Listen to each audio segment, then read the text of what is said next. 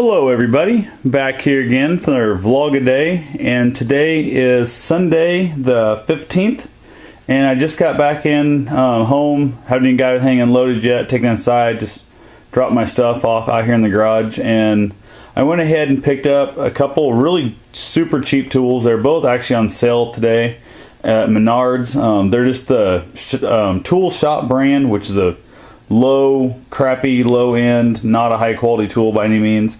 Picked up a little 7.5 or 7.25 circular saw, 12 amp. Wanted it to kind of do some like the rip cuts on some of my big 4x8 sheets of plywood and that.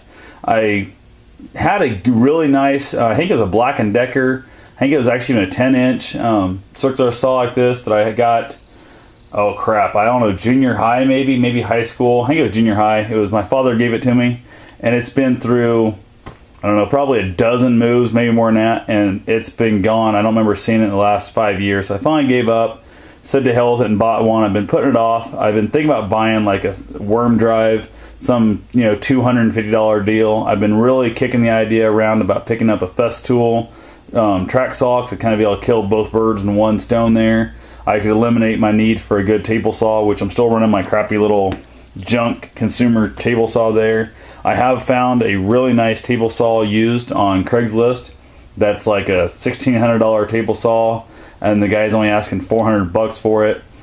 But I don't know, he's kind of hard to get a hold of. The guy doesn't want to answer questions when I ask him just some really simple stuff like, do you know the exact model number, so I could look it up, and the guy just, I don't know, it sounds a little fishy, so who knows, maybe it's stolen or something like that. That's what I'm thinking, and if it is, I want nothing to do with it. But anyway, went ahead and picked this up really cheap. I also went ahead and picked up a 3-inch by 21-inch variable speed belt sander.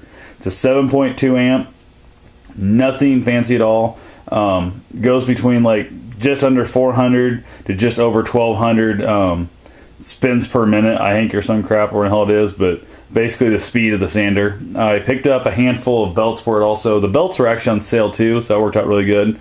But the main thing I was kind of interested with today is I ran up to Ottumwa, hung out with a buddy of mine, dropped my dirt bike off to him to have him tear it apart. Just way too hot today to mess with, so I didn't bother helping him tear it apart.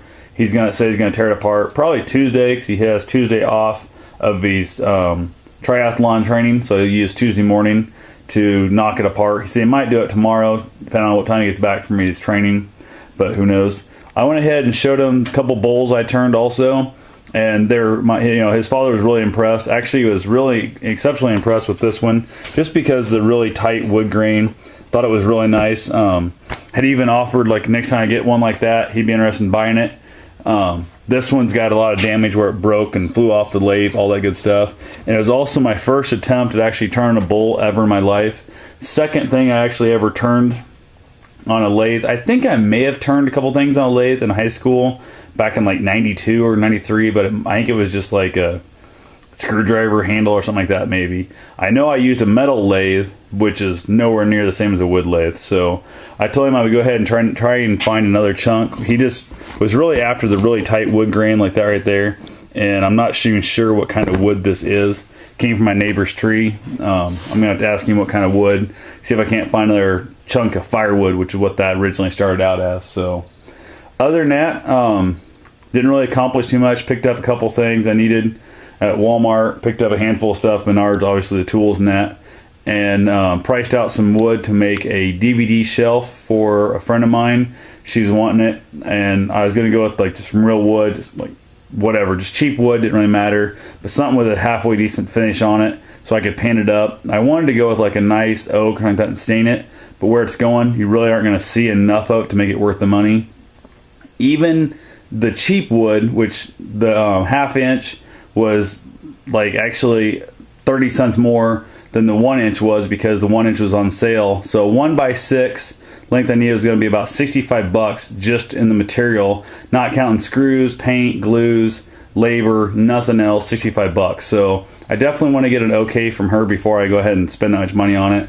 I'm going to look at maybe doing, just because, like I said, she's not going to see it much. It's going to be tucked into like a hallway, almost where there should have been a closet in my opinion, but there's not. So I think I might just make it out of some of those cheap 1x4s that I make like a lot of my chairs and that kind of stuff out of.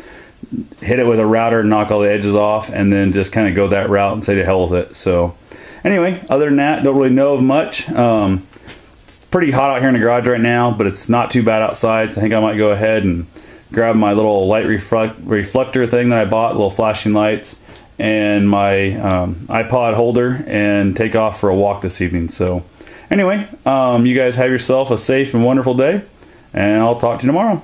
Thanks for watching.